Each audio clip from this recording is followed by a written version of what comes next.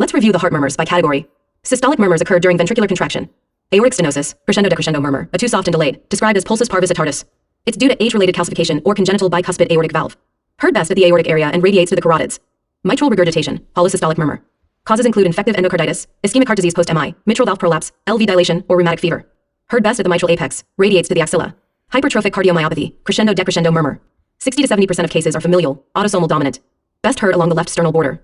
Mitral valve prolapse, mid-systolic click followed by late systolic murmur. Usually benign but can predispose to infective endocarditis. Best heard at the mitral apex.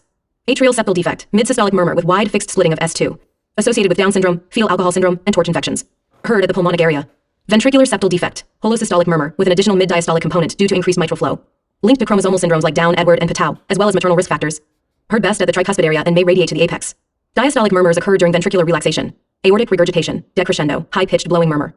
Seen with bicuspid aortic valve, endocarditis, root dilation, or rheumatic fever. Associated with wide pulse pressure, bounding pulse, and head bobbing. Best heard at the left or right upper sternal border. Mitral stenosis, opening snap followed by mid-diastolic rumble with presystolic accentuation. Classic sequela of rheumatic fever. Best heard at the mitral apex. Continuous murmur, patent ductus arteriosus. Described as machinery-like. Often due to prematurity or congenital rubella. Best heard at the left upper sternal border, or left infraclavicular area. Right-sided murmurs increase with inspiration, and left-sided murmurs increase with expiration.